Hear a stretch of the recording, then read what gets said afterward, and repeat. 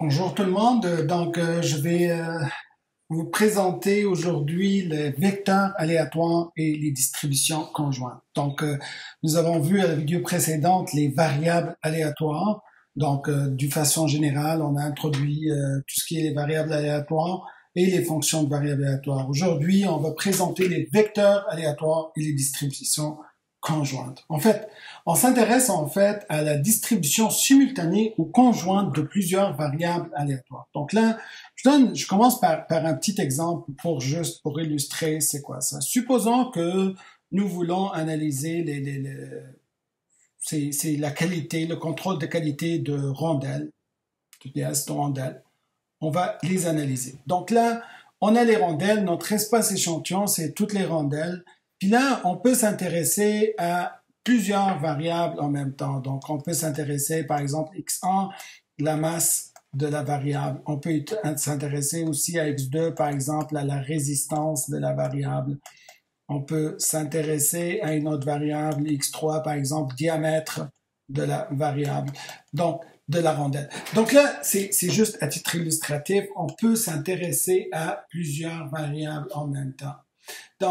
Il est très important lorsque on veut analyser ces plusieurs variables, de les analyser simultanément. En fait, on ne veut pas analyser l'une après l'autre. En général, certaines variables, on peut l'avoir d'une façon synchrone, on peut l'avoir d'une façon simultanée et conjointe. Dans ce cas, on parle d'un vecteur aléatoire. Donc là, par exemple ici, x1, x2, x3 font un vecteur aléatoire. En fait, un vecteur aléatoire de plusieurs dimensions, ou de dimension k, est un vecteur x1, x2, xk, composé de k variables aléatoires définies sur un même espace échantillon S. Donc, comme vous voyez ici, on est dans le même espace échantillon, puis dans cet espace, on peut identifier plusieurs variables en même temps. Donc, le support d'un tel vecteur est un sous-espace, est un sous-ensemble de Rk, qu'on le note Rx1 croix x2 croix jusqu'à xk. Le comportement d'un vecteur aléatoire est étudié à l'aide de sa distribution conjointe. Cette distribution peut être une fonction de masse dans le cas discret, une fonction de densité ou une fonction mixte. Donc, lorsqu'on parle de cas particuliers, dans le cas où k égale à 2, c'est le cas qu'on fait souvent. Le cas 3 ou 4, on peut le généraliser, mais nous nous intéressons au cas de dimension 2. Le vecteur aléatoire x1, x2 que nous noterons dans la suite de notre chapitre xy pour la simplicité peut se présenter sous trois formes. La première, c'est que les deux variables sont discrètes et dans ce cas, on parle d'un vecteur aléatoire discret. On peut avoir aussi x et y sont des variables aléatoires continues, tous les deux. Donc, dans ce cas, on parle d'un vecteur aléatoire continu. Ou bien, on peut avoir une des deux variables aléatoires est discrète et l'autre est continue. On parle ici d'un vecteur aléatoire mixte. Nous limitons dans le cadre de vecteurs aléatoires de dimension 2. On va parler surtout des vecteurs discrets et continus. Dans le cas discret, on commence par le premier cas, le cas de vecteur aléatoire discret. Dans ce cas-ci, on parle de la fonction de masse conjointe. Dans le cas où le vecteur xy, c'est un vecteur aléatoire discret, donc là, x est une variable aléatoire discrète et y est une variable aléatoire discrète, donc la distribution du vecteur est décrite à l'aide de sa fonction de masse conjointe ou fonction de probabilité conjointe. Donc, c'est quoi cette fonction de probabilité? C'est P, minuscule, comme on a vu, une fonction de masse, mais au lieu que ça soit un scalaire, ça va être un vecteur. Qui a tout vecteur xy, on associe la fonction P de xy définie par Pxy, c'est la probabilité que x égale à x et que y soit égal à y, et ça pour tout xy appartenant au support conjoint. En fait, on peut aussi écrire, ici, là, c'est la probabilité que x égale à petit x, et c'est une intersection, en fait, y égale à petit y, mais pour la simplicité, on peut mettre virgule dans ce contexte-là, et ce virgule-là agit de la même façon qu'une intersection. Donc, c'est juste à titre indicatif, et ça pour tout couple XY du support conjoint. Cette fonction doit satisfaire à deux conditions. La première, ça reste toujours une fonction de masse, donc c'est qu'elle est toujours supérieure ou égale à 0, et ce pour tout XY dans le support. Ben, elle est nulle pour tout XY qui n'est pas du support. Donc, la somme double de PXY selon les X et les Y devrait aussi être égale à 1. Et pour tout sous-ensemble A de R au carré, la probabilité que le vecteur XY appartienne à A, c'est la somme double de tous les couples XY qui appartiennent à A de P de XY. Donc, d'une façon générale, dans le cas où le support est fini surtout, la fonction de masse conjointe est généralement présentée dans un tableau rectangulaire, comme l'exemple qui suit. C'est pas tout le temps, donc des fois c'est juste une fonction, mais dans le cas où on se permet, on le représente sous forme d'un tableau comme ça. Donc là, ici, on a un tableau, donc c'est quoi le support conjoint? Ben, c'est les X 0, 1, 2, les Y 1, 2, donc ça fait 0, 1, donc les couples 0, 1, les couples 1, 1, les couples 2, 1, les couples 0, 2, 1, 2 et 2, 2, ce sont les différents couples du vecteur aléatoire. Donc si ici, on veut déterminer la probabilité donc que X soit supérieur ou égal à 1, donc ici, la probabilité que X soit supérieur ou égal à 1 et Y soit inférieur à 2. Donc là, il faut trouver les valeurs telles que XY soit égal, Y soit inférieur à 2 et X supérieur ou égal à 1, puis tout ça en même temps. Donc, si on veut voir ça, là, c'est quoi les valeurs? Donc, ce sont si je vois ici toute cette ligne-là, ça ne satisfait pas parce qu'y égale à 2, donc ça devrait être cette ligne-là, mais x devrait être supérieur ou égal à 1, donc si je vois ici les deux valeurs ici, donc ça va donner exactement c'est la région. Donc là, si je vois ici la région, ici les deux points ici, donc on peut les voir directement. Donc, comme vous voyez là, on peut calculer sur cette région-là. Donc, c'est ça, les couples XY qui appartiennent à A. Donc là, ça fait quoi? Ça fait P X1, Y1 plus P de X2, Y1. Ce sont les éléments que X supérieur ou égal à 1 et Y inférieur ou égal à 2. Donc là, si on continue avec ça, on obtient P de 1,1, c'est égal à 0,18 et P de 2,1, c'est égal à 0,12. Puis tout calcul fait, ça fait 0,3. Mais si on cherche juste la probabilité que x soit supérieur ou égal à 1.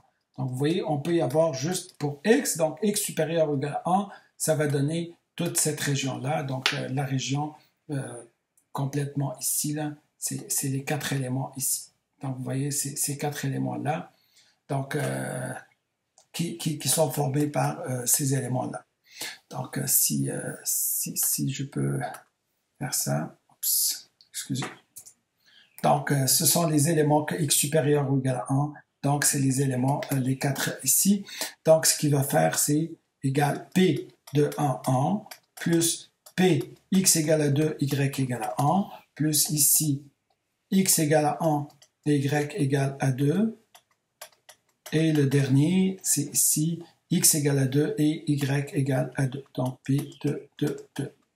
Donc, tout calcul fait, ben, ici, ça fait 0,18 plus 0,12 plus 0,22 plus 0,08. Puis ça fait donc 0,6. Donc ça, on peut aussi vérifier que c'est une fonction de masse conjointe. Donc, si on fait le calcul, la somme des 6 éléments, ici, on va le trouver, c'est égal à 1. Donc, ça, c'est dans le cas discret. Dans le cas continu, maintenant, dans le cas où x et y est un vecteur aléatoire continu, la distribution de vecteurs est décrite à l'aide de sa fonction de densité conjointe. Donc là, on parle d'une densité conjointe. C'est toujours petit f qui a tout couple xy, on lui associe fxy, qui vérifie, bien sûr, fxy, c'est toujours supérieur ou égal à 0 pour tout couple xy réel. Et l'intégrale double de fxy dx dy, c'est égal à 1. Et pour tout sous-ensemble A qui est inclus dans R carré, Ben, bien sûr, la probabilité que le couple XY appartienne à l'ensemble A ou sous-ensemble A, c'est l'intégrale double sur l'aire A de fxy dy. Donc, si on fait un petit exemple ici, soit xy, un vecteur aléatoire de fonction de densité conjointe fxy, c'est égal à 8xy, si 0 inférieur à y, inférieur ou égal à x, inférieur ou égal à 1 et 0 sinon. Donc, dans un cas comme ça, si on ne fait pas de schéma, ben, ça devient très difficile. Donc là, si ici je fais le schéma, j'ai x, j'ai y, je dois y avoir où est-ce qu'ils sont définis xy. Donc ici, j'ai 1. Donc ici aussi pour x1. Donc on peut avoir la droite x égale à y. Donc je vais la représenter avec une autre couleur. Donc on a ici la droite x égale à y. Donc où est-ce que c'est égal à 8xy? Lorsque les y sont inférieurs à x. Ça veut dire dans cette région-là. Donc là, cette région-là, c'est égal à 8xy. Ailleurs, partout, ça vaut 0. Donc ailleurs, ça vaut 0. C'est juste dans cette région-là, c'est égal à 8xy dans cette région. C'est bon, donc ça, c'est la partie la plus importante, c'est trouver où est-ce qu'on est, où est-ce qu'elle est notre région. Donc là, on doit définir la région. Donc là, on va calculer une probabilité. Donc là, on cherche la probabilité que x inférieur ou égal à 1,5. J'ai ici 1,5.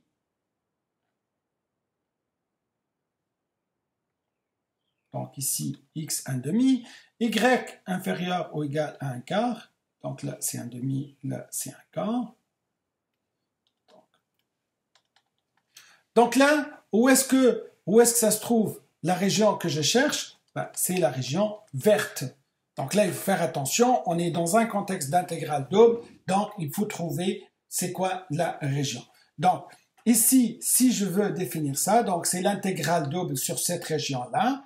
Donc c'est quoi cette région? Donc j'ai l'intégrale double de 8xy. Donc ici, je peux faire que y, ça varie de 0 jusqu'à 1 quart. Y, c'est de 0 jusqu'à 1 quart, donc des y. Puis x, ça varie, donc c'est de y jusqu'à 1,5, tout le temps de y. Donc vous voyez là, si je le représente comme ça, je vais prendre un crayon mine. Donc là, c'est de y jusqu'à 1,5, de y jusqu'à 1,5. Et là, pour tout y, de 0 jusqu'à 1 quart. Vous voyez, puis là, c'est ici de y jusqu'à 1,5. Donc là, qu'est-ce qu'il reste? Il reste juste à faire l'intégrale et on peut trouver cette probabilité-là qui est la probabilité que x inférieur ou égal à 1,5 et y inférieur ou égal à 1 quart, c'est égal à ça. Donc là, il faut faire l'intégrale, donc j'ai 0, 1 quart. Là, on va intégrer par rapport à x, donc ça fait 4x au carré y pour les x entre y et 1,5. Puis là, j'ai dit y, donc on continue l'intégrale, c'est l'intégrale de 0 jusqu'à 1 quart. Donc là, pour x égale à 1,5, ça fait 1,5 au carré, donc ça fait y. Pour x égale à y, ça fait moins 4y au cube, là, dy. Donc, on a trouvé ça. Donc ça, si on continue avec ça, donc c'est égal. Ben, on va faire la primitive par rapport à y. Donc là, je n'ai pas besoin de ça. Juste on va descendre un petit peu. Donc ici, ça va être, c'est quoi la primitive de ça par rapport à y? Ça fait y au carré sur 2, moins 4y au cube, donc ça fait y à la 4. Bien sûr, évalué pour les y entre 0 et 1 quart. Donc ça, c'est égal. Donc y au carré sur 2, donc 1 quart au carré, ça fait 1/16 sur 2, ça fait 1 sur 32, moins, donc 1 quart à la quart, ça fait 16, ça fait 16 au carré, 16 au carré, ça fait, je pense, 256. Ouais, c'est 256. 256, c'est 7, excusez-moi. Donc là, c'est 256. Donc, si on fait le calcul maintenant, donc 32, ben, je peux multiplier par 8, donc là, ça fait 7 sur 256. Donc, vous voyez, c'est comme ça qu'on peut calculer les probabilités directement. Donc, si on veut calculer la probabilité, donc en petit 2, la probabilité que x soit inférieur ou égal à 1,5, puis y inférieur à 1.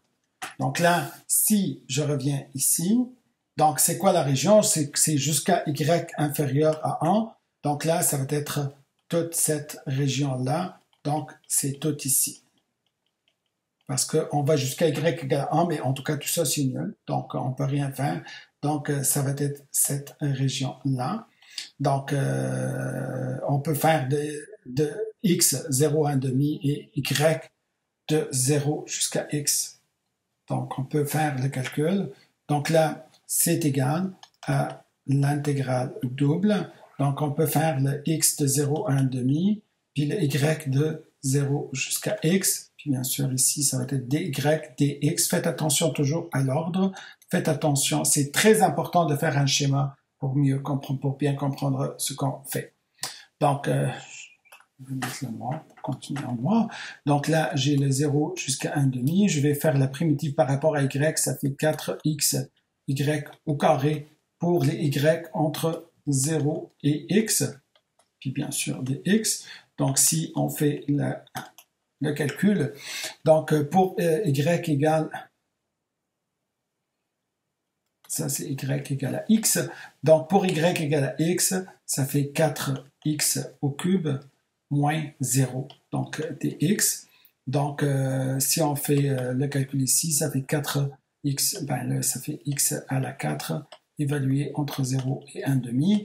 En 1,5, ça fait 1/16e. Puis en 0, ça fait 0, et on trouve la probabilité, c'est égal à 1/16e. Donc, vous voyez, c'est un calcul intégral. C'est pas, généralement, c'est pas évident, mais c'est pas difficile. Il faut vraiment juste trouver les bonnes bornes. Moi, je recommande fortement toujours de faire un schéma. Donc là, c'est ça les distributions conjointes, ce que soit densité, ce que soit masse. Mais si on parle des lois des distributions marginales, en fait, les distributions marginales permettent d'étudier séparément chaque variable aléatoire du vecteur. En fait, c'est comme on a vu au chapitre précédent, aux variables aléatoires, on peut utiliser la fonction de masse ou la fonction de densité, et ça s'appelle les distributions marginales.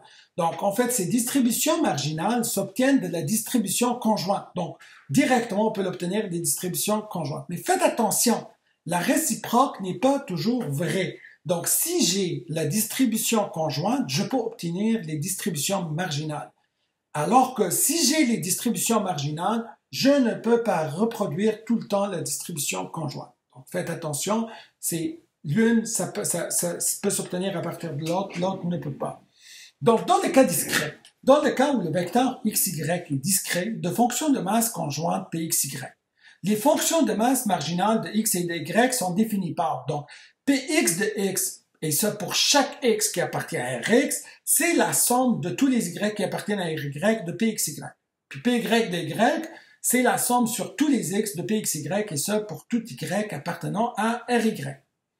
Si on prend l'exemple discret qu'on avait, puis si on veut déterminer les marginales, donc là ici elles sont en rouge, les distributions marginales, mais si je veux par exemple déterminer, par exemple, c'est quoi le support de x? Donc là le support de x avant tout c'est 0, 1 et 2.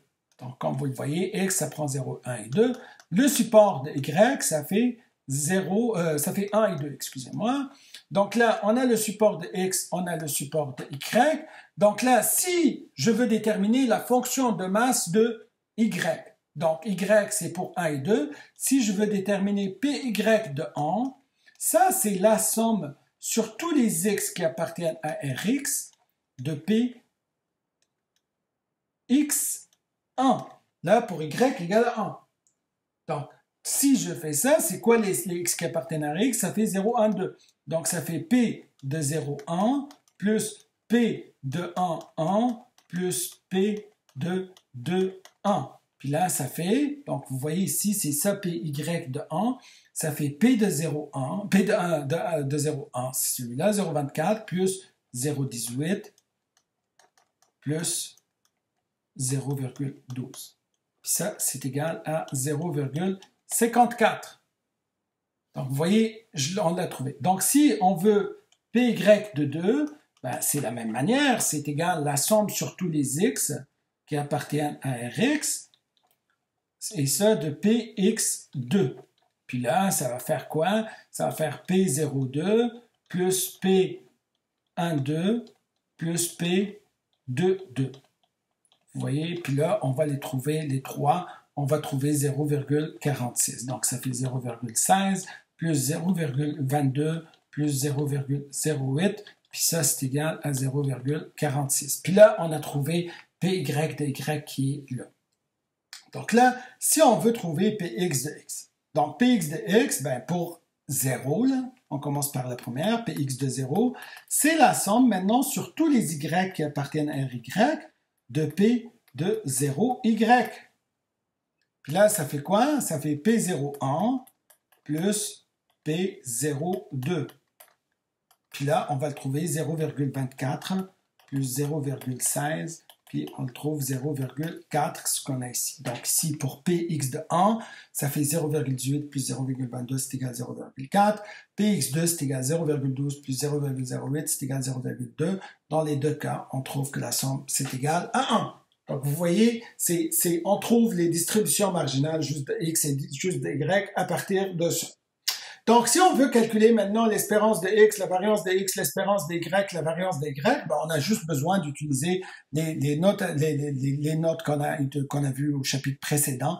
Donc, l'espérance de x, ça, c'est les notions qu'on a vues avant, c'est la somme sur tous les xi de xi fois p de xi.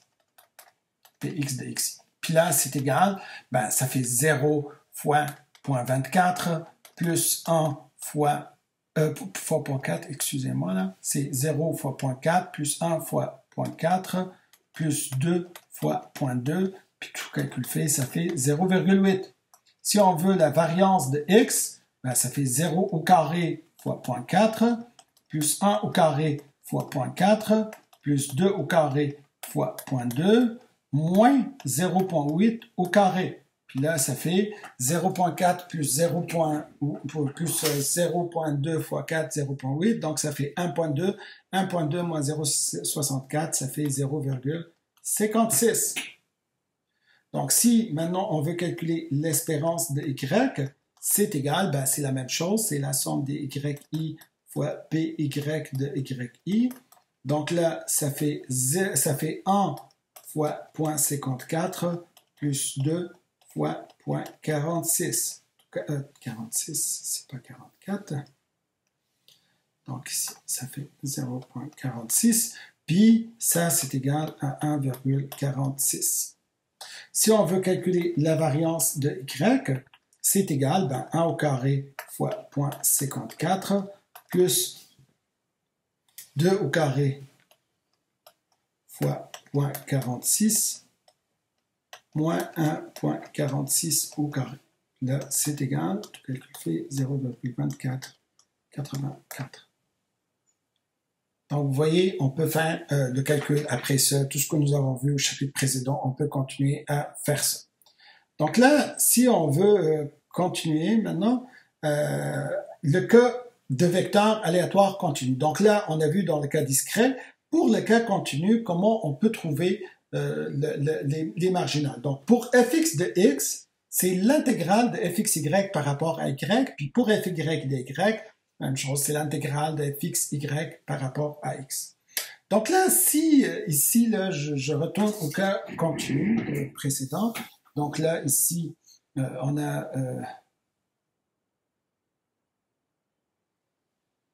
y, on a x, j'essaie de tracer de la même manière. On a ici un 1. Donc, j'ai ici la droite x égale à y. Donc là, on a dit notre domaine de définition est celui-là. Donc ça, c'est le domaine de définition conjoint. Mais c'est quoi le domaine de définition de x tout seul? X, ça peut prendre toutes les valeurs entre 0 et 1. Donc Rx tout seul, c'est l'intervalle 0, 1. Y tout seul, Y aussi peut prendre toutes les valeurs entre 0 et 1. Donc, ça va faire 0, 1. Donc là, si x, par exemple, entre 0 et 1, donc si x appartient à 0, 1, dans ce cas, fx de x, c'est égal à l'intégrale de 8xy dy, mais ça vaut quoi? Y, ça vaut entre quoi et quoi? Ça vaut entre 0 et x. Ça vaut toujours entre 0 et x. Et x. 3, ça fait x.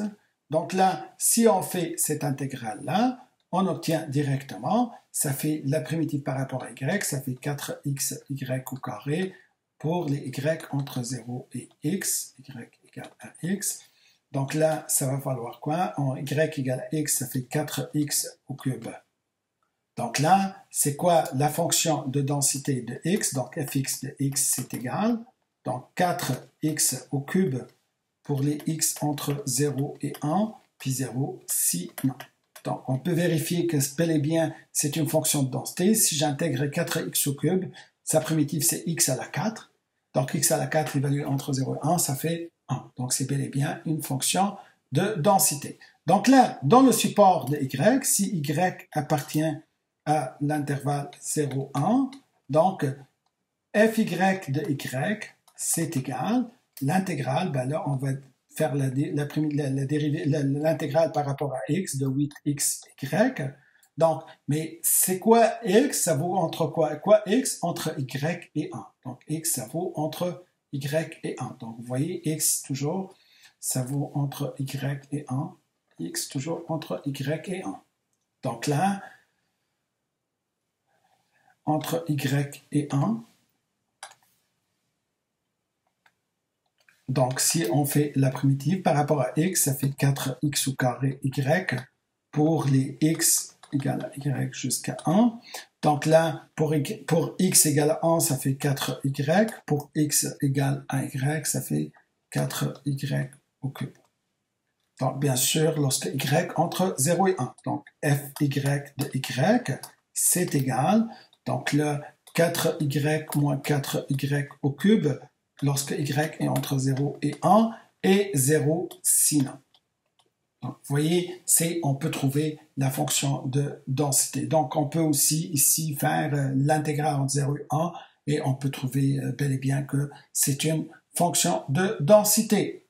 Donc, si on veut déterminer c'est quoi l'espérance de x, ben, c'est l'intégrale de 0 à 1, puisque x entre 0 et 1, de 4x au cube fois x, donc ça fait 4x à la 4 dx, puis là ça fait 4 fois x à la 5 sur 5, entre 0 et 1, puis ça c'est égal à 4 cinquièmes. Donc si on veut la variance de x, ben, c'est l'intégrale entre 0 et 1, de 4 fois x au cube fois x au carré, ça fait 4x à la 5, dx moins 4 cinquièmes au carré. Donc là, on peut y aller pour calculer ça. Ça fait 4x à la 6 sur 6 entre 0 et 1, moins 16 sur 25. Puis là, c'est égal à 4 sixièmes moins 16 sur 25. Donc, si on fait, par exemple, sur 150, les deux, d'une façon très simple, donc ça fait 100 moins 16 fois 6, ça fait 96. Ouais. Donc, ça fait 4 sur 150, ça fait 2 sur 75. Ainsi de suite. Après, on peut aussi calculer l'espérance et la variance des Y. Donc, je vais vous laisser faire ça. Donc, ça, c'est le chapitre précédent. Donc, on parle aussi de distribution conditionnelle. Donc là, on a parlé de la distribution conjointe. Donc, les deux ensemble. On a parlé des distributions marginales, chacune toute seule. Et là, on va parler des distributions conditionnelles. En fait, c'est quoi une distribution conditionnelle? C'est en fait lorsqu'on étudie une variable lorsque l'autre est fixé. Donc, en fait, lors d'une étude d'un vecteur aléatoire, on s'intéresse souvent à la distribution de certaines variables lorsque d'autres sont fixées. Il est alors question de distribution conditionnelle. Donc, si je fixe une et je veux étudier les autres, j'ai une. Donc là, c'est comme si je reviens sur l'exemple des rondelles. Si, par exemple, je fixe la masse à une valeur donnée, à 10, puis je veux juste voir c'est quoi la distribution de la résistance. Donc, dans ce cas, je vois donc, on va étudier ce qu'on appelle les distributions conditionnelles. Donc, dans les cas des deux variables, il s'agit de la distribution de l'une lorsque l'autre est fixée. Donc là, dans le cas de vecteurs discrets, donc dans le cas où le vecteur xy est discret, de fonction de masse conjointe pxy, donc si x est une valeur telle que px de x est positif, supérieur strictement à 0, on définit la fonction de masse conditionnelle par la formule suivante. Donc py, étant donné x égale à x de y, ben ça revient comme, ça c'est une fonction de masse de y conditionnellement à x. Donc c'est égal à la probabilité que y égale à y, sachant x égale à x, puis ça c'est égal la masse conjointe sur la masse marginale en x égale à petit x.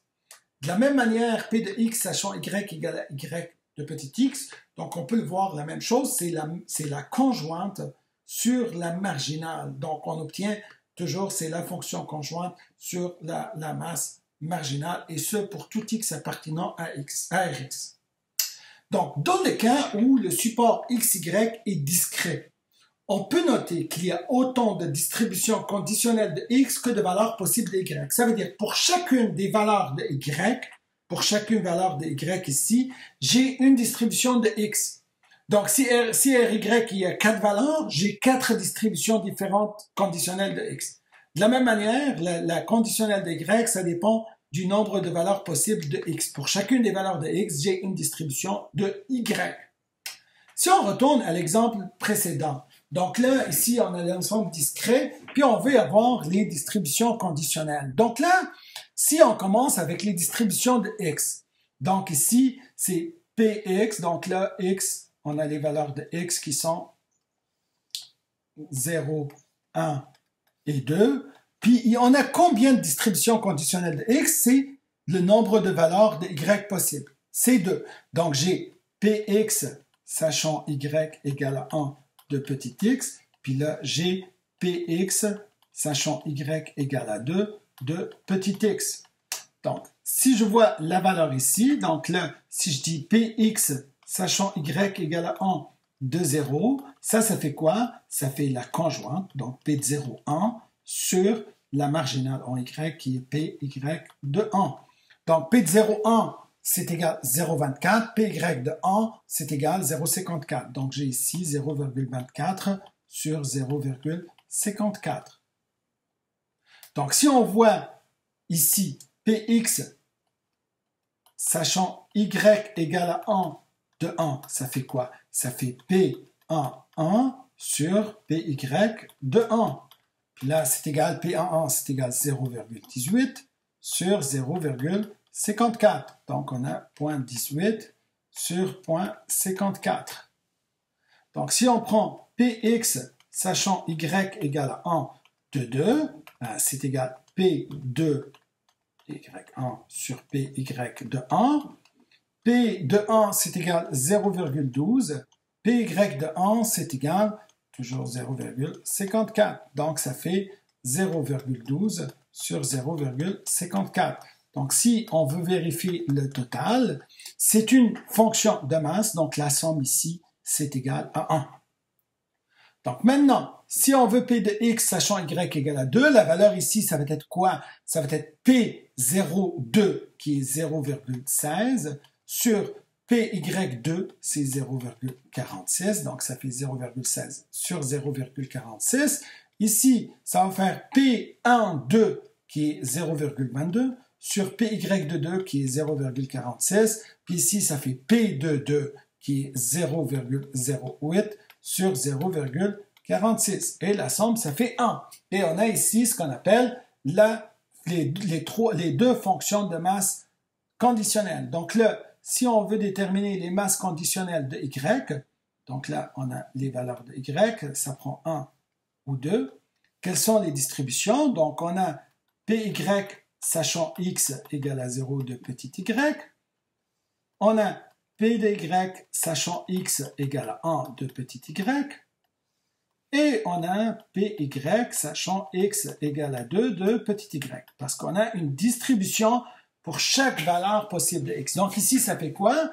Donc si on prend la première, py, sachant x égale à 0 de 1, c'est égal à quoi? C'est égal à p0, 1, x égale 0, y égale 1, sur px de 0. Donc p01, ça fait 0,24, px de 0, c'est égal à 0,4. Donc, on le trouve ici, 0,24 sur 0,4. Donc, si on voit pour 2, ça fait quoi? Ça fait P02 qui est 0,16 sur 0,4. Et le total, c'est égal, si on fait la somme des deux, c'est égal à 1. C'est bel et bien une fonction de masse. C'est une distribution. Donc, ici, ça fait P11, c'est égal à 0,18 sur Px de 1, c'est égal à 0,4. C'est ici. Donc, ici, ça fait quoi? Ça fait P12,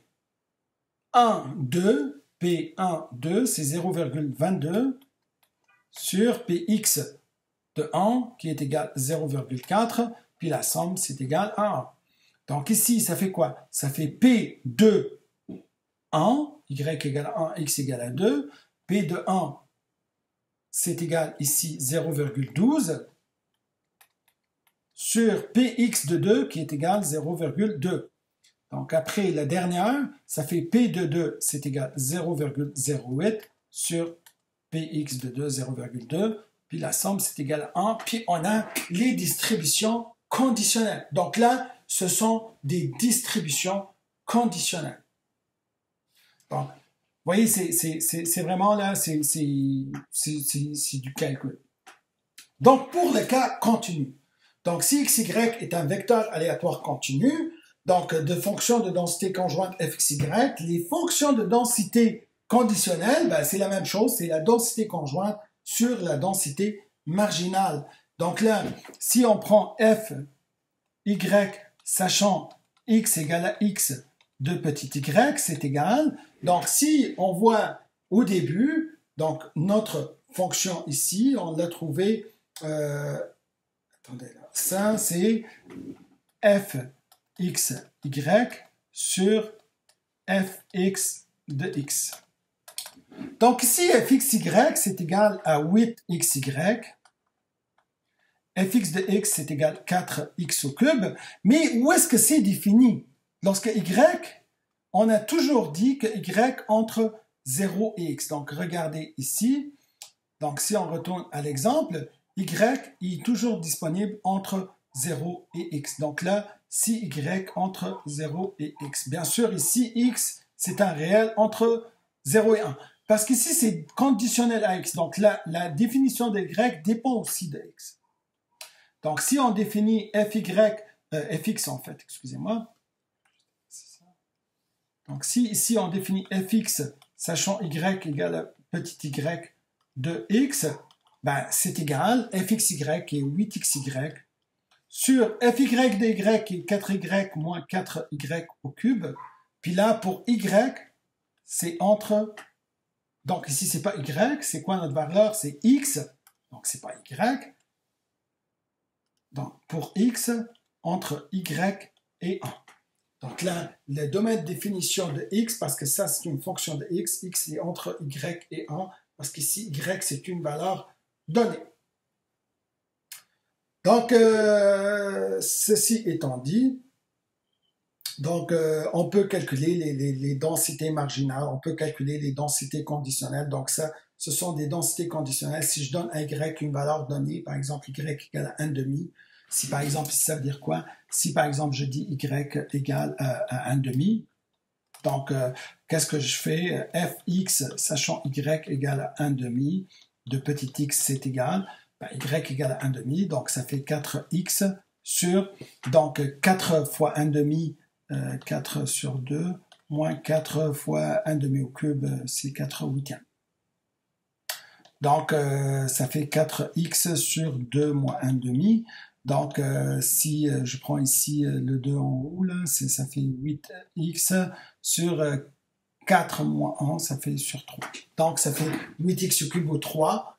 Bien sûr, lorsque c'est cette distribution-là, Donc, c'est égal, donc fx, sachant y égale à 1 demi, par exemple, de petit x, c'est égal 8 tiers x pour x entre 0, x est entre y et 1. Donc, x entre y qui est égal à 1 demi et 1. Je vais passer là pour mettre comme il faut, entre 1 demi et 1, puis 0 sinon. Donc, vous voyez, j'obtiens ici une distribution conditionnelle. Donc, en fait, pour chaque valeur de y entre 0 et 1, donc il y a une infinité de distributions conditionnelles. Donc, c'est pour ça ici, on dit en général, on calcule la probabilité que x appartienne à A, sachant y appartenant à B. C'est comme ça, donc, mais on peut l'utiliser. En fait, puisque ces distributions conditionnelles sont vraiment des distributions, donc on peut calculer aussi des espérances conditionnelles. En fait, ça veut dire je peux calculer l'espérance de x lorsque y égale à une certaine valeur. Donc, dans le cas discret, l'espérance de x, sachant y égale à petit y, c'est la somme de x fois la fonction de masse conditionnelle qui est px, sachant y égale à y de petit x. La même chose pour y, sachant x. Donc, c'est la somme sur tous les y, donc de py, sachant x égale à x, de y. Dans le cas continu, l'espérance de x sachant y, c'est égal l'intégrale de x fois fx sachant y de x dx. La même chose pour l'espérance de y sachant x, ça donne ça. Donc, si on voit dans ce contexte-là, donc si on retourne au cas discret et on veut déterminer l'espérance de x sachant y, donc, en fait, pour chacune de ces valeurs-là, donc là, si je dis l'espérance de y sachant x, donc si je dis ça, donc je vais essayer de prendre ça.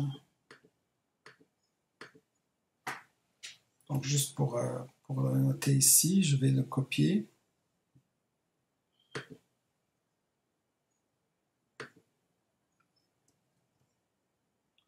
Donc là, on l'a copié ici.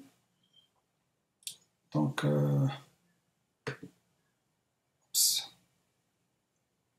excusez-moi, on va le descendre un petit peu comme ça. Donc voilà. Donc c'est ça le tableau qu'on avait. Donc, excusez-moi, c'était juste pour avoir le même. Donc, oups, j'ai perdu un petit peu. Donc, ça fait 0,24 sur 0,4. Puis ici, j'ai 0,18 sur 0,4. Donc, je l'ai ici. Si je veux calculer l'espérance de y, sachant x égale à 0, par exemple. Donc là, je vais prendre celle-là. C'est égal à quoi? C'est égal à 1 fois la probabilité, ça, donc ça fait 0,24 sur 0,4, plus 2 fois 0,16 sur 0,4. Puis là, on peut le trouver, c'est égal à, ici, 0,56 sur 0,4. Donc, vous voyez, je trouve, si on veut calculer l'espérance de y, sachant x égale à 1 maintenant, qu'est-ce qu'on va trouver? C'est 1, en fait, fois 0,18, c'est de là, 0,18 sur 0,4, plus 2 fois 0,22 sur 0,4. Puis là, on peut trouver, ça c'est égal à 0,62 sur 0,62 sur 0,4. Donc, vous voyez, lorsque x égale à 0, l'espérance de y c'est égal à 0,56 sur 0,4. Lorsque x égale à 1, c'est égal à 0,62 sur 0,4. Donc, vous voyez, l'espérance n'est pas la même. Puis là, si on dit l'espérance de y sachant x égale à 2, ben, c'est égal à 1 fois 0,12 sur 0,2 plus 2 fois 0,08 sur 0,2. Puis là, si on fait ce calcul-là, on va obtenir 0,28 sur 0,2. Ben là, on peut voir ici que ces deux valeurs-là sont égales. Donc là, On a l'égalité entre ces deux-là. Donc, l'espérance de y est la même lorsque x égale à 0 et x égale à 2, mais n'est pas la même lorsque x égale à 1. Puis, on peut voir clairement que lorsque, dans tout cas confondu, on a dit l'espérance de y, c'est égal à 1,46. Donc, si je prends ça, par exemple, moi, c'est 1,4. Si on prend celui-là, donc ça fait 0,62 sur 0,4, ça fait 1,3. Non, non, c'est pas 1,3, excusez-moi. Ça fait 31, c'est 1,55. Puis aussi ici, ça fait 1,4. Donc, vous voyez, l'espérance de y, c'est égal à 1,46. Mais lorsque x égale à 0 ou x égale à 1, c'est égal à 1,4. Lorsque x égale à 1, c'est égal à 1,55. Donc, vous voyez, c'est que cette espérance-là, elle dépend de la valeur de x. Donc, on peut remarquer ici que l'espérance de y, sachant x égale à x, dépend de la valeur de x. Par conséquent, l'espérance de y, sachant x, est une fonction de la variable aléatoire x. Donc, l'espérance de y, sachant x, est donc elle-même une variable aléatoire. Et on a le résultat important suivant, c'est que l'espérance de y, sachant x, c'est égal à l'espérance de y. Et l'espérance de x, sachant y, c'est égal à l'espérance de x. Donc, par exemple, si on prend celui-là, donc ça dépend de x. C'est l'espérance de y, sachant x. Donc là, qu'est-ce qu'on a ici? Donc là, l'espérance, donc là, on a pour chacune des valeurs ici, ça dépend de x. Donc, j'ai l'espérance de y sachant x égale à 0. J'ai ici l'espérance de y sachant x égale à 1. Puis j'ai ici l'espérance de y sachant x égale à 2. Donc là, ici, ben, ça, c'est l'espérance de y sachant x égale à petit x. Donc, ma variable ici, ce qui dépend, c'est x. Donc là, c'est quoi les probabilités d'avoir ça? Donc ça, c'est la probabilité que x égale à 0, c'est égal à 0,4. Ça, c'est la probabilité que x égale à 1. Ça, c'est la probabilité que x égale à 2. Donc là, si je veux calculer ça, donc ici, ben, cette valeur-là, on a dit c'est 1,4, 1,55 et 1,4.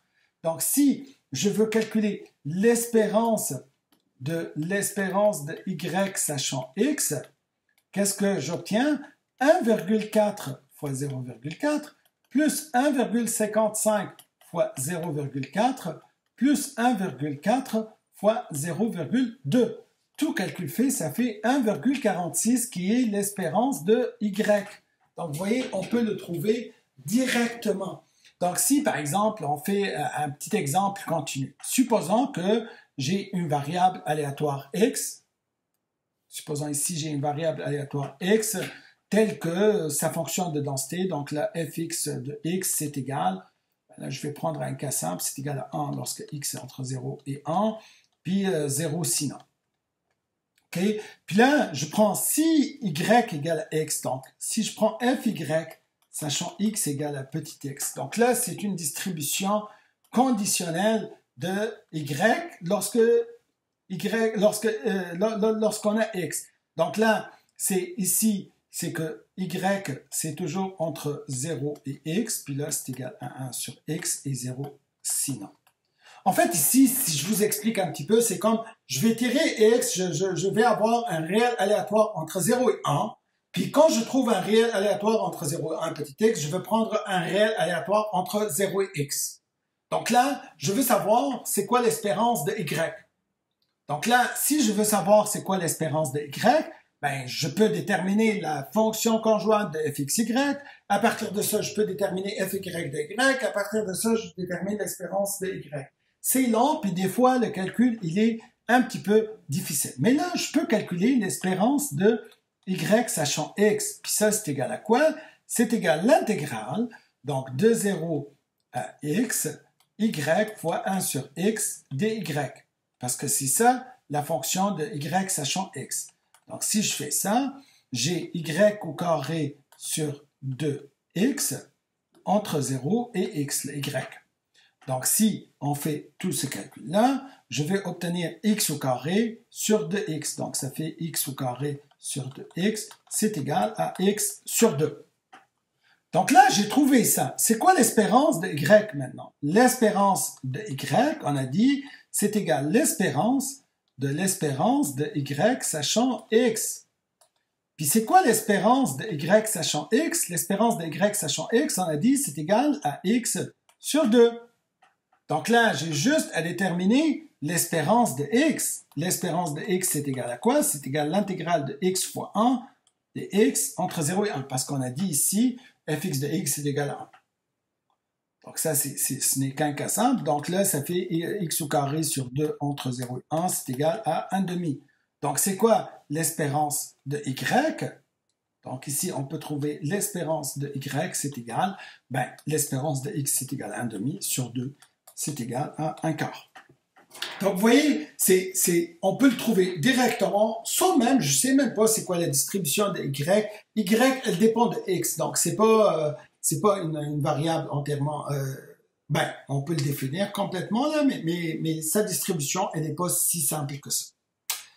Donc, en fait, ce qui est intéressant, c'est que le graphe de la fonction g de x, qui est l'espérance de y de x égale à x, ça constitue la courbe de régression de y en fonction de x. Et la fonction h de y, ça constitue la courbe de régression de x en fonction de y.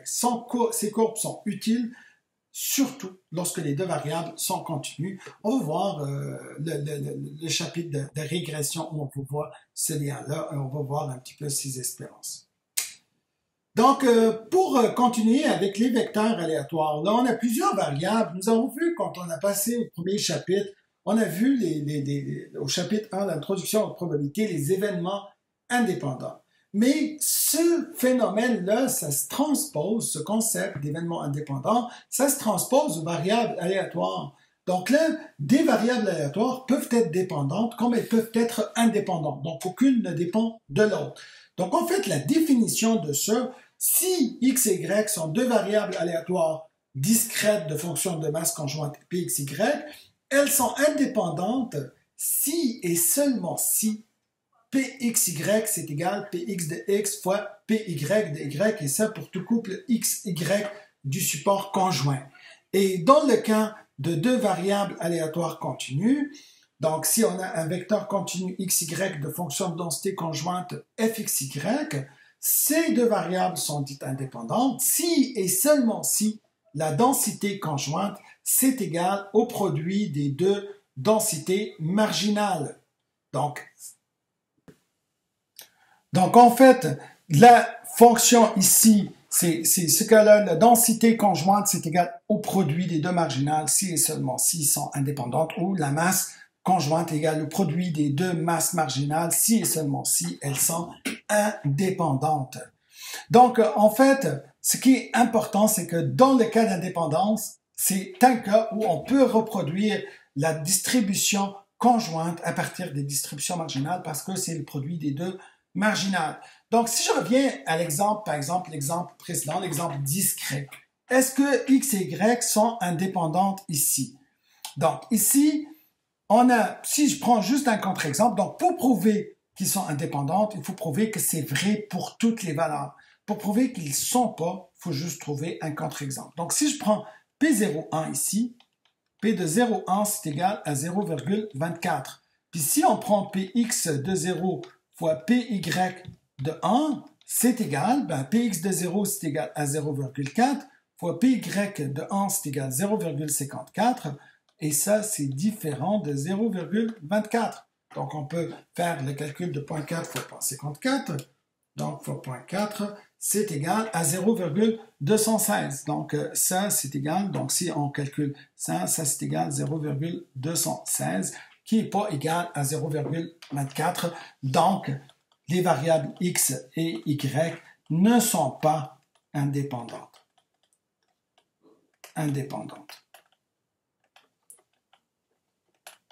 Donc, de la même manière, si je prends pour le cas continu, là, si je prends x et y, bien sûr, c'est défini. Donc là, si je redéfinis fxy ici, fxy, c'est égal 8xy pour les zéros inférieurs à y, inférieurs à x, inférieurs à 1. Donc, ici, c'est très simple. Si y est supérieur à x, c'est égal à 0. Donc, 0 sinon. Donc, si je prends, par exemple, ici, x égale à 0,5 et y égale 0,75. Donc, dans ce cas-ci, fxy, c'est égal à 0. Alors que fxx, c'est égal 4 fois x au cube, fois 1 demi au cube, fois 1 huitième, c'est égal à 1 demi. Puis fy de y, c'est égal à 4y plus, moins en fait, excusez-moi. On a les formules, on les a trouvées tantôt. Donc, moins 4 fois y au cube, donc 3 quarts au cube. Donc, 0,75 au cube, qui n'est pas égal à 0, et ça, c'est pas égal à 0. Donc, est-ce que les variables sont indépendantes? Non, parce que 1 demi fois ce, donc de valeur non nulle, ça pourrait pas, leur produit ne peut pas être nul. Donc, ici, fxy est différent de fx de x fois fy de y, et donc, par la suite, on peut dire que x et y, est-ce qu'elles sont indépendantes? Ne sont pas indépendantes. Donc, les variables x et y ne sont pas indépendantes. Excusez-moi, là, ça fait indépendante. Je ne sais pas pourquoi ça écrit mal, mais voilà. Donc, vous voyez, lorsque deux variables sont indépendantes, on peut reconstituer la distribution conjointe à partir des marginales. Donc là, lorsque deux variables sont indépendantes, ça veut dire que je peux les étudier chacune toute seule. C'est ça le plus important. Supposons que je sais que la masse et la résistance sont pas dépendantes, donc il y a une indépendance totale, puis là, je vais utiliser les rondelles dans quelque chose de technologie où j'ai besoin de réduire la masse et augmenter la résistance. Je peux faire deux équipes indépendantes. Une équipe qui va réduire la masse, l'autre équipe qui va augmenter la résistance, puis je sais qu'il ne va pas y avoir de conflit. Mais par contre, si ils sont dépendants, puis là, ils travaillent chacun de leur part, ben à la fin, là, on va pas trouver des résultats qui sont bons. Donc là, une façon de mesurer le degré d'association linéaire entre deux variables. Donc en fait, tout ce qui est la relation linéaire est très important parce que en général, une des choses qui nous intéresse, si x dépend de y, la première ou y dépend de x, la première chose qui nous intéresse, c'est la relation linéaire. Qu'est-ce que ça veut dire? Ça veut dire, est-ce que lorsque x croît, est-ce que y va croître ou va décroître? Donc, c'est ça la première question. Est-ce qu'il va croître de la même façon, d'une façon différente? Donc, c'est ça ce qui nous intéresse. Donc, en général, la première chose à voir, s'il y a une relation linéaire, est-ce que je peux le dire ou pas? Donc, c'est pour mesurer l'association linéaire entre deux variables, on peut utiliser la covariance. Donc, la covariance, si on a x, y est un vecteur aléatoire, donc discret ou continu, on définit la covariance entre x, y par l'espérance de x moins e de x fois y moins e de y. C'est un produit croisé. On peut montrer que la covariance de x, y, ça peut être comme ça. Donc, c'est l'espérance de x fois y moins l'espérance de x fois l'espérance de y. Ce qui est intéressant, c'est que la covariance de xx, si je veux calculer la covariance de xx, oups, on n'écrit plus. Donc, la covariance de xx, ça fait quoi? De xx, c'est égal à l'espérance de x fois x, ça fait l'espérance de x au carré, moins l'espérance de x fois l'espérance de x, ça fait l'espérance de x le tout au carré. Puis ça, c'est égal à la variance de x. Donc, la covariance, si je le vois de point de vue physique ou de point de vue géométrique, ça représente comme on fait le produit scalaire de deux vecteurs. Donc, lorsqu'on a deux vecteurs, on fait le produit scalaire de ça. Ça va nous donner quelque chose qui est l'équivalent de ça.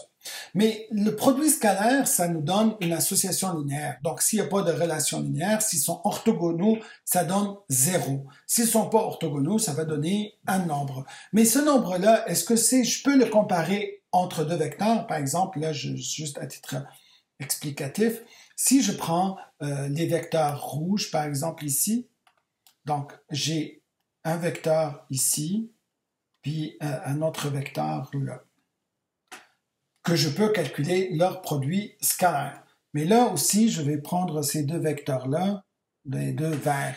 Techniquement, quel est le couple qui a une association linéaire meilleure? C'est sûr, le vert, il a une association linéaire qui est meilleure. Mais si je fais le produit scalaire des rouges et le produit scalaire des verts, peut-être je vais trouver le produit scalaire des rouges, il a une valeur plus élevée. Est-ce que cela veut dire qu'il y a une plus grande association linéaire?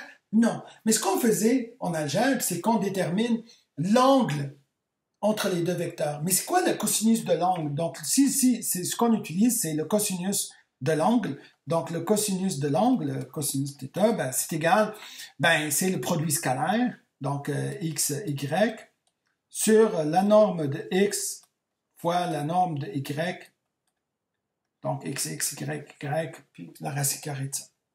Donc, on peut utiliser la norme aussi. Donc, c'est ça ce qu'on utilise. Donc, on utilise ce qu'on fait des vecteurs normés.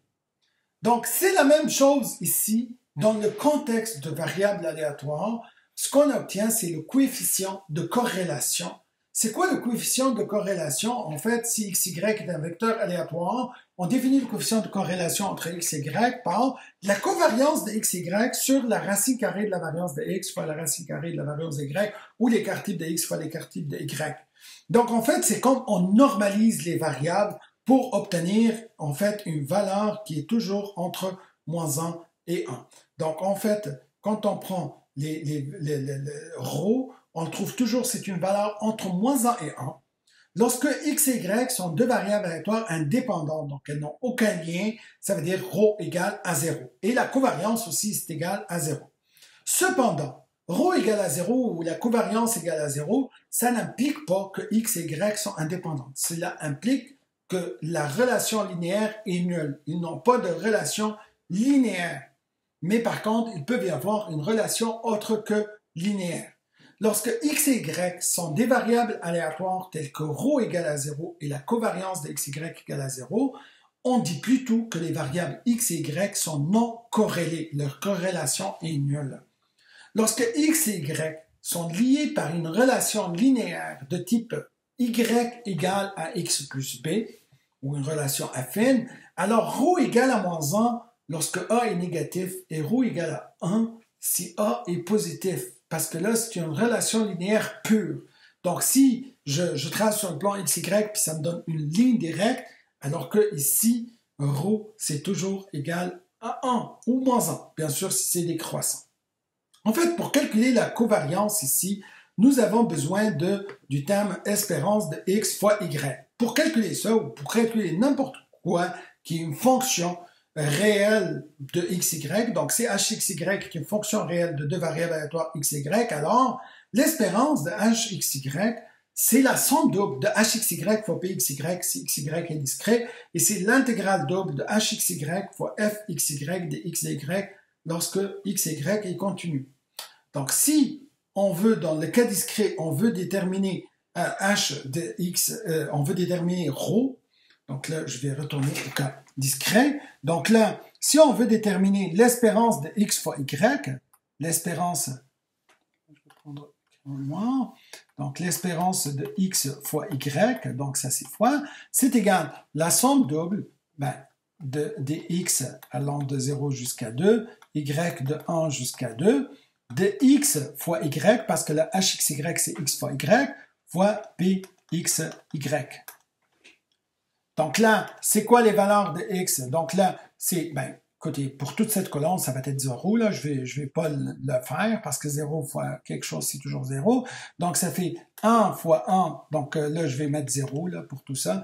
1 fois 1 fois 0,18, plus 1 fois 2 fois 0,22, plus 2 fois 1 fois 0,12, plus 2 fois 2 fois 0,08.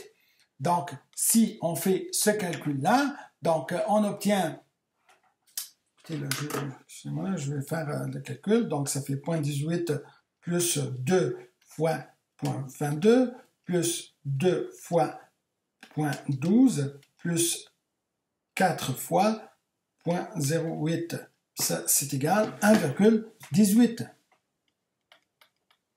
Donc, si on veut déterminer la covariance de xy ici, la covariance de xy, c'est égal, c'est l'espérance de x fois y, moins l'espérance de x fois l'espérance de y. On a déterminé l'espérance de x et l'espérance de y précédemment. Donc, l'espérance de x fois y, c'est égal à 1,18.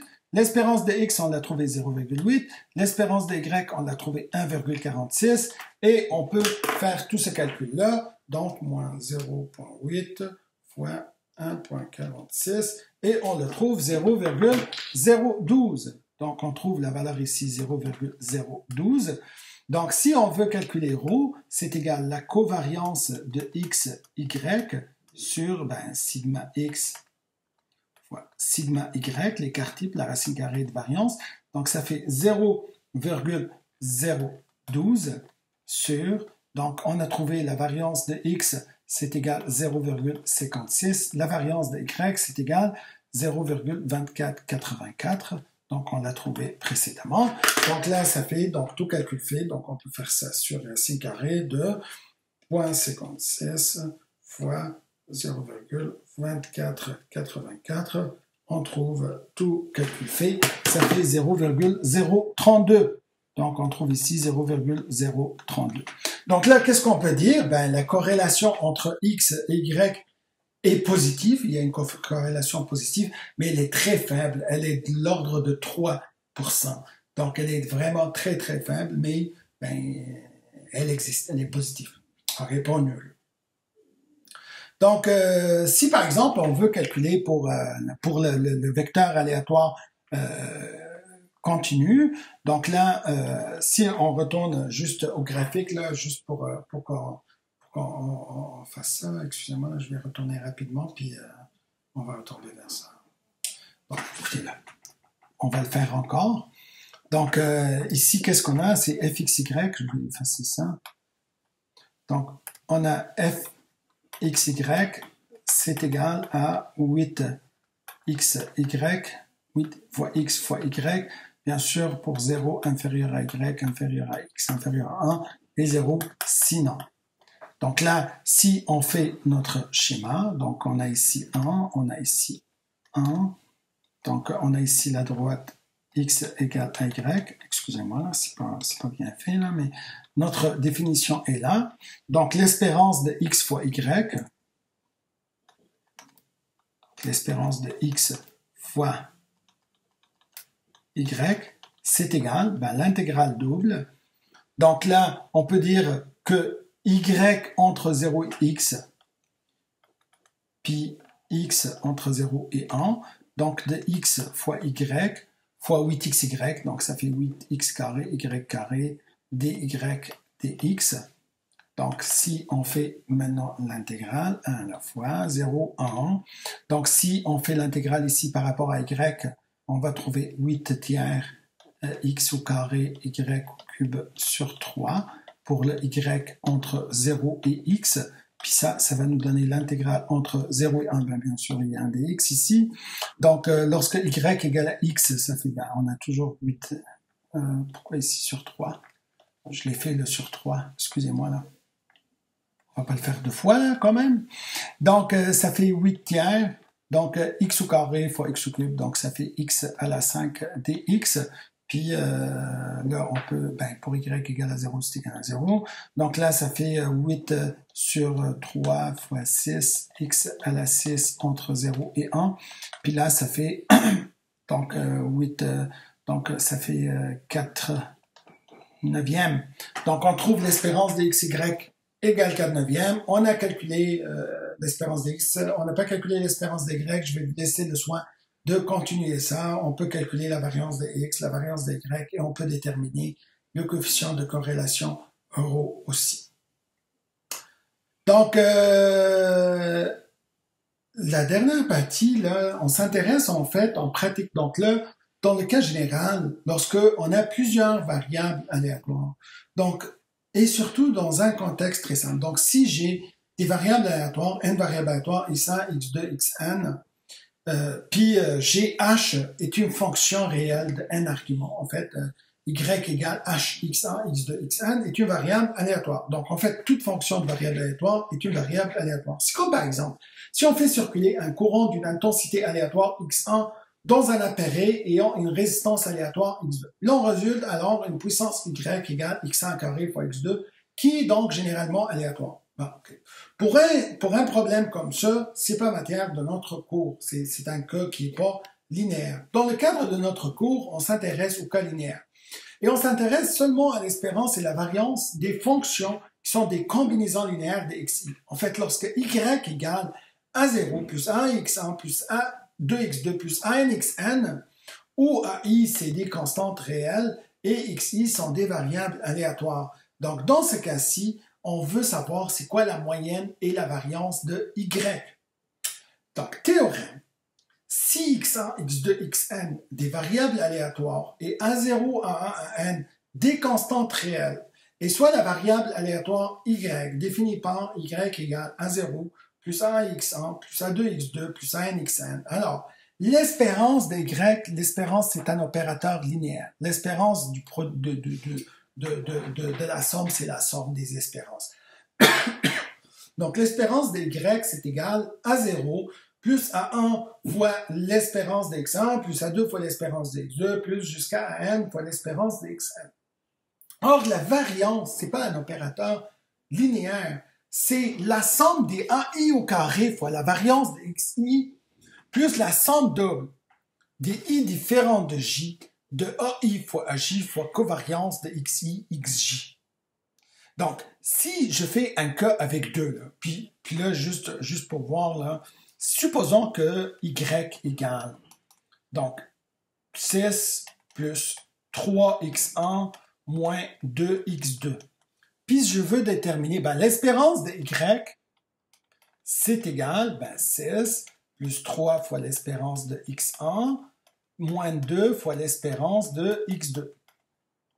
La variance de y, c'est quoi? Donc, la variance de y, c'est égal, le 6 n'est plus là, il disparaît. Là, j'ai 3 au carré fois la variance de x1, plus moins 2 au carré. Notez bien que c'est toutes des plus ici. Si j'ai un moins, ça veut dire le AI, il est négatif.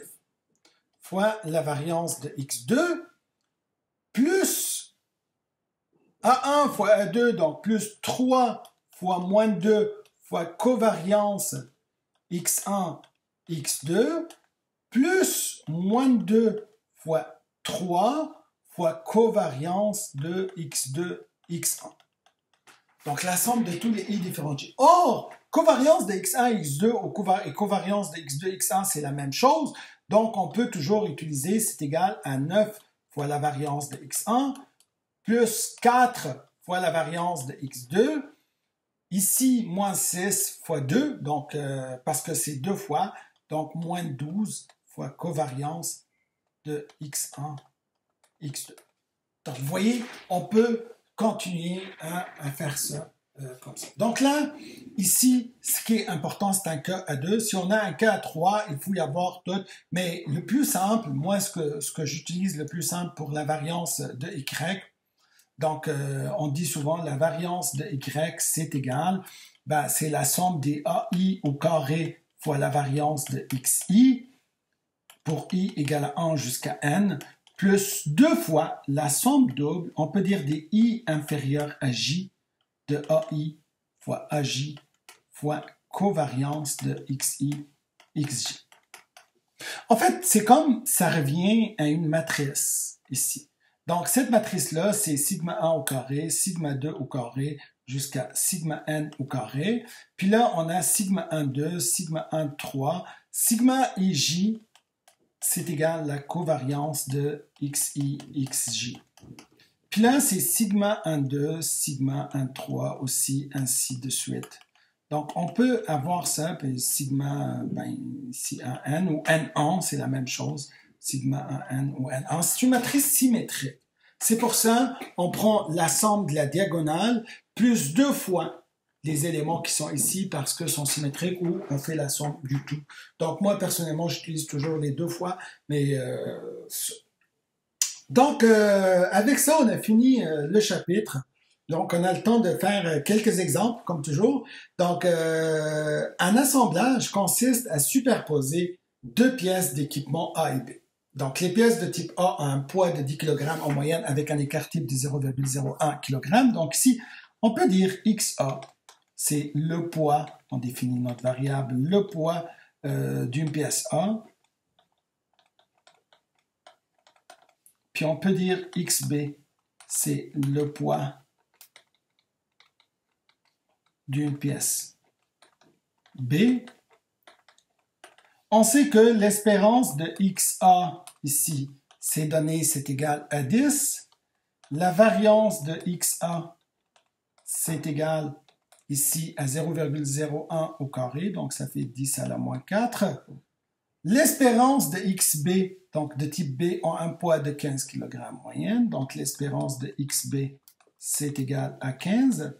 Puis la variance de XB, c'est égal, 25 fois 10 à la moins 4. On suppose que A et B proviennent de deux procédés de production indépendants, ça veut dire XA et XB sont indépendants. Sont deux variables aléatoires qui sont indépendantes. Donc là, dans ce cas-ci, la covariance égale à 0. Lorsqu'on fait la variance, les covariances sont nulles. Donc, calculer la moyenne et l'écart type du poids total de l'assemblage. Donc, on va assembler les deux. Donc, si on dit XT, c'est égal à XA plus XB. Donc là, c'est quoi l'espérance de XT? L'espérance de XT, c'est égal à l'espérance de XA plus l'espérance de XB. Puis là, c'est égal 10 plus 15, c'est égal à 25. Donc là, on veut l'écart type, mais on doit déterminer la variance avant. C'est égal à la variance de XA plus la variance de XB plus 2 fois 1 fois 1 fois la covariance de XA, XB. Mais ça, c'est égal à 0 parce qu'elles sont indépendantes, les variables. Puis là, on peut dire c'est égal à 10 à la moins 4 fois 5 fois 25 fois 10 à la moins 4. Ça fait 26 fois 10 à la moins 4.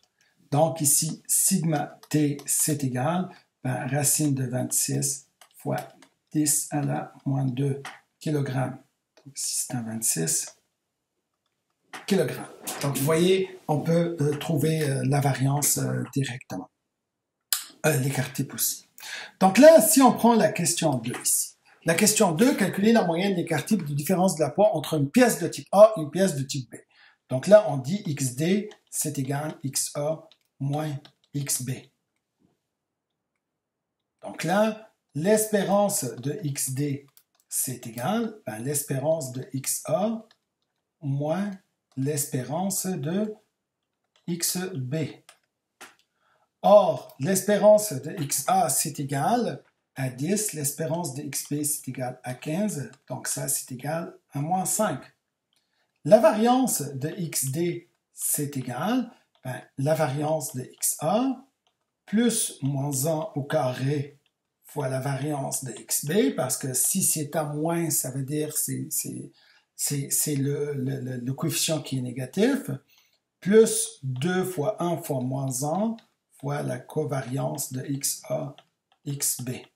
Or, ça, c'est égal à 0, qu'elles sont indépendantes. Donc, ça fait aussi 26 fois 10 à la moins 4. On nous demande l'écart type.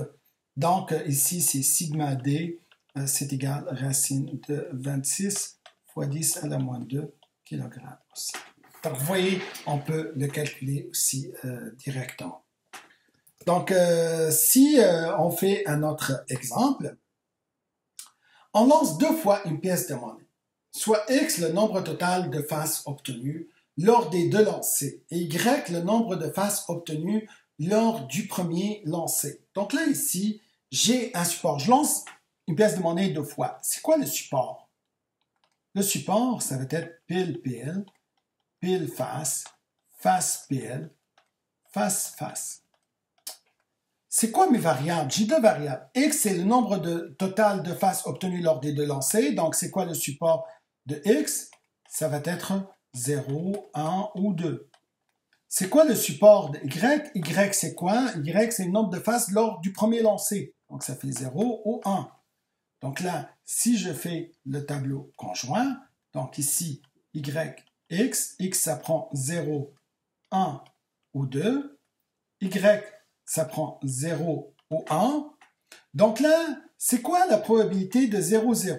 Qu'est-ce que ça veut dire 0, 0? Ça veut dire 0 face au 2 et 0 face au premier. Ben, ça veut dire que j'ai obtenu pile-pile.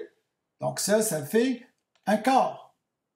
C'est quoi la probabilité de 1, 0? Ça veut dire une face au 2 et 0 face au premier. Ben là, 0 face au premier et une face au 2, ça veut dire que c'est celui-là. Donc ici, j'ai un quart. 2, 0, ça veut dire 2 faces au 2 et 0 face au premier. Ben là, c'est impossible. Je ne peux pas ne pas y avoir de face au premier et avoir 2 au 2. 0, 1, ça veut dire 0 face au 2, mais 1 face au premier, ben c'est impossible. Une face au premier et une face au 2, ben on est dans ce contexte-là, donc ça fait un quart. Puis la même chose ici, ça fait un quart. La somme, ça fait 1 et on a la fonction de masse conjointe. Donc vous voyez ici, c'est un cas où on peut passer par le support de X, le support de l'expérience lui-même et on peut trouver les distributions. Déterminer toutes les distributions marginales. Donc là, on détermine ici, donc ça c'est Px, sachant Y égale à petit x. Ça c'est Px, excusez-moi, là, c'est pas conditionnel, là. On parle des marginales avant. Donc ici c'est Px de x, puis ici c'est Py de y, parce qu'ici c'est des valeurs de y. Donc ici ça fait un quart, plus 0 ça fait un quart plus un quart ça fait un demi, 0 plus un quart ça fait un quart. Là, un quart plus un quart ça fait un demi, un quart plus un quart plus 0 ça fait un demi, la somme c'est égal à 1. Donc la probabilité que j'ai 0 face à la première c'est égal à un demi, que j'ai 1 face à la première c'est égal à un demi, puis là c'est ça, on a les masses marginales. Là, je vais vous laisser les distributions conditionnelles vous-même, parce que ça ressemble à l'exemple que j'ai fait tout à l'heure. Donc là, il faut voir pour x, on a combien de distributions px, sachant y égale à y de petit x. Ça, il y a combien? Donc les x, ça fait 0, 1 et 2. Donc il y a combien de valeurs? C'est combien de valeurs de y? La même chose pour les x. Je vais vous laisser ça vous-même de le faire pour voir si vous avez compris ça. Donc, est-ce que les variables sont indépendantes? Ben non, je peux trouver directement un contre-exemple, ici surtout qu'on a un 0, donc avec ce 0-là. Donc, je peux dire P de 1, c'est égal à 0. Est-ce que ça, c'est égal? Non, c'est pas égal à Px de 2 fois Py de 1. Donc, c'est différent de ça. Donc, Px de 2, c'est égal à un quart fois un demi. Donc, c'est pas égal à 0. Donc, x et y ne sont pas indépendantes. Donc, ici, on peut dire que les variables x et y, donc, les variables x et y ne sont pas indépendantes. Donc là, si on veut calculer le coefficient de correction, on a trouvé qu'elles sont indépendantes, ρ c'est égal à 0. Si elles ne sont pas indépendantes, ben, il faut calculer ρ. Donc pour calculer ρ, on calcule la covariance de xy, c'est égal à l'espérance de x fois y moins l'espérance de x fois l'espérance de y. Donc là, on doit calculer tout ça, on doit calculer l'espérance de x, l'espérance de y. Donc à partir de ça, l'espérance de x, c'est égal 0 fois un quart, plus 1 fois un demi, plus 2 fois un quart. Donc, ça fait, donc c'est juste parce que pour gagner de l'espace, donc ça fait 1, donc ça fait 1 fois un demi plus 2 fois un quart. Donc l'espérance de x, c'est égal à 0 fois un quart, plus 2 fois un demi, plus 1 fois un demi, plus 2 fois un quart, c'est égal à 1. Donc, si on veut calculer l'espérance de y, c'est égal à 0 fois un demi plus 1 fois 1 demi, ben, c'est égal à 1 demi, donc on peut le voir ici. L'espérance de y, ça fait 0 fois 1 demi, puis ça. Donc maintenant, si on veut calculer l'espérance de x fois y, donc notez bien que toute cette ligne-là, c'est égal à 0. Toute cette colonne-là, c'est égal à 0 parce que je vais multiplier fois 0, quel que soit là. Donc ça fait quoi? Ça fait, quelles sont les valeurs que je vais avoir? C'est seulement ces deux valeurs-là. Donc ça fait 1 fois 1 fois 1 quart, plus 1 fois 2 fois 1 quart. Donc là, l'espérance de xy, c'est égal. Ça fait, donc l'espérance de x fois y, c'est égal. Ben, ça fait 1 fois 1 fois 1 quart, plus 1 fois 2 fois 1 quart. Puis là, c'est égal, 1 quart plus 1 demi, ça fait 3 quarts. Donc la covariance de x, y, c'est égal à 3 quarts moins l'espérance de x fois l'espérance de y. Donc ça fait moins 1 demi, ça fait 1 quart. Donc on a trouvé la covariance. Là, qu'est-ce qui reste à déterminer la variance de x, la variance de y? Donc la variance de x, c'est égal, donc 0 au carré fois 1 quart, plus 1 au carré fois 1 demi, plus 2 au carré fois 1 quart, le tout moins l'espérance de x qui est 1 au carré. Donc là, si on fait ça, ça fait 1 demi plus 1 moins 1, ça fait 1 demi. Donc la variance de y, c'est égal à 0 au carré fois 1 demi, plus 1 au carré fois 1 demi, le tout moins 1 demi au carré. Donc ça fait 1 demi moins 1 quart, ça fait 1 quart. Donc vous voyez, c'est 1 demi pour 0, 1 demi pour 1. Je vais juste revenir un petit peu juste pour vous montrer ça. Ça fait 1 demi, 0 au carré fois 1 demi, plus 1 au carré fois 1 demi, le tout moins 1 demi au carré. Donc on trouve ça, c'est égal à 1 quart. Donc rho, c'est égal. Donc la covariance, c'est égal à 1 quart sur la racine carrée de 1 demi fois 1 quart. Puis ça, c'est égal, ben là, ça fait 1 quart. Ça fait 1 quart, ben c'est 4 racines de 8. Donc, racine de 8, c'est 2 racines de 2, donc on peut dire racine de 2 sur 2. Voilà, donc on peut trouver rho carrément. Interpréter le résultat, ben, le coefficient de corrélation est positif, donc racine de 2 sur 2, c'est environ 0,7. Il est assez fort, donc probablement lorsque x croît, y croît, puis là on le sait. Si le premier, j'ai une face, ça veut dire le deuxième va avoir une face, donc c'est clair que x croît en fonction de y et y croît en fonction de x.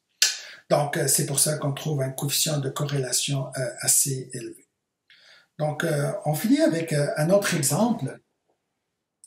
Donc, cet exemple-là, ben, je vais prendre une nouvelle page carrément. Donc, ici, on donne la densité marginale de x, la densité marginale de y et une distribution conditionnelle et on veut la fonction de masse conjointe. Donc là, le support de x c'est 0,1, le support de y c'est 0,12. Je vais commencer par ça. Donc là, j'ai x, j'ai y. X, ça prend 0, 1. Puis j'ai ici py de y. Puis là, ici, y, ça prend 0, 1 et 2. Puis ici, j'ai px de petit x. Donc là, j'ai py de y, je l'ai ici, ça fait 0,2, 0,5, 0,3. Ici, on a 0,4 et 0,6. Donc là, il faut déterminer la distribution conjointe. Donc là, la distribution conjointe, comment on va le déterminer? On a ici une distribution conditionnelle. Qu'est-ce qu'on a ici? La probabilité que y égale à 0, sachant x égale à 0, ben, on l'a ici, c'est égal à 0,1. Mais ça, c'est égal à quoi? C'est égal P de 0, 0 sur Px de 0. Or, on a Px de 0. Donc, avec ça, on peut trouver P0, 0. Donc, en fait, P de 0, 0, c'est égal 0,1 fois Px de 0. Or, Px de 0, c'est égal à 0,4. Donc, ça fait 0,1 fois 0,4, c'est égal à 0,04. Donc, ici, la valeur, ça fait 0,04. Donc, si on prend la deuxième, on a P de y égale à 1, sachant x égale à 0. Ça, c'est égal à quoi? Ça, c'est égal à p de 0, x égale 0, y égale à 1, p de 0, 1, sur px de 0. Donc, px de 0, c'est égal à quoi? Donc, ici, on a p de 0, 1, sur px de 0 qui est égal à 0.4, puis ça, c'est égal à 0.5. Donc, P01, c'est égal à 0.5 fois 0.4, c'est égal à 0.2. Donc, on peut voir ici, là, puisque ça fait 0.4, donc ça fait 0,16. Mais on peut le trouver, parce que là, on a aussi la probabilité, donc ça, c'est P de y égale à 2, sachant x égale à 0, ça, c'est égal à 0.4. Puis ça, c'est égal à P de 0,2 sur Px de 0 qui est 0.4. Donc, P de 0,2, c'est égal à 0.4 fois 0.4, c'est égal à 0.16. Donc là, de la même façon, on peut déterminer celui-là, c'est égal à 0,16 pour que la somme, ça fait 0.2. Ici, on a 0,3. Ici, on a 0,14. On peut voir que toutes les sommes, ça se coïncide bien. Et on a trouvé la fonction de masse conjointe. Donc là, si on veut déterminer la probabilité que x égale à 1, sachant que y égale à 0. Donc là, c'est égal à P1, 0 sur PY de 0. Donc P1, 0, on l'a ici, c'est égal à 0,16 sur PY de 0 qui est égal à 0,2. Donc là, ça fait 4 cinquièmes. Donc, ce qui est 0,8. Donc, si on veut déterminer PY égale à 1, la probabilité que Y égale à 1, sachant que X égale à 1, ça c'est égal à P1, 1 sur Px de 1. Donc, P1, 1, c'est égal à combien? P1, 1, on l'a ici, c'est égal à 0,3. Donc, ça fait ici 0,3. Px de 1, c'est égal à 0,6, puis là, c'est égal à 1,5. Donc là, est-ce que les deux variables sont indépendantes? Ben, une des choses qui est simple, là, si elles sont indépendantes, la probabilité de y ne change pas si x égale à 0 ou pas. Donc, on voit ici, sont différentes, mais aussi, on peut voir clairement, si on voit n'importe lequel, par exemple, si on voit ici 0,6, si je vois ici 0,6 fois 0,2, est-ce que ça, c'est égal à 0,16? Donc, non. Donc, P0, P1, 0. Donc là, on peut voir P1, 0 égale 0,16. Donc, je vais juste l'écrire. Excusez-moi, là, c'est... Donc, si je prends P1, 0, c'est égal à 0,16, est-ce que ça, c'est égal à Px de 1 fois Py de 0? Donc, Px de 1, c'est égal à 0,6. Py de 0, c'est égal à 0,2. Donc, ça, c'est égal à 0,12 et différent de 0,16. Donc, x et y ne sont pas indépendantes. Vous voyez, on peut trouver qu'elles ne sont pas indépendantes. Donc, si on veut déterminer le coefficient de corrélation en haut, je vais vous le laisser quand même, je vous ai calculé ça 2 fois devant vous, j'aimerais bien que vous le fassiez vous-même.